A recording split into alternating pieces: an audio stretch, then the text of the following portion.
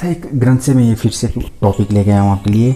मतलब जो व्यक्ति कहते हैं आज ऐतिहासिक ग्रंथ में आचार्य ने कहा है कि जो व्यक्ति है ना समाज में आज आप देख रहे होंगे किस तरह से मनुष्य स्त्री के प्रति आचरण रखते हैं ना, परंतु कुछ उसमें से सृजन भी होते हैं जो हर एक स्त्री को माता समान देखते हैं, दूसरों को के धन को एक मिट्टी का ढेले के समान समझते हैं। सृजन व्यक्ति को पता होता है कि ये चंचल है, कभी भी कहीं भी चली जाती है महालक्ष्मी और किसी के पास स्थिर नहीं रहती। संसार में सभी प्राणियों को अपनी आत्मा के समान देखते हैं, वास्तव में वही यथार्थ को देखते हैं। जो व्यक्ति दूसरों की स्त्रियों को अपनी माता समान आदर देते हैं, धन को मतलब हड़पने की इच्छा नहीं देते हैं, मतलब वही व्यक्ति ही कहा कि श्रेष्ठ बनाता है उनकी ये आचरण।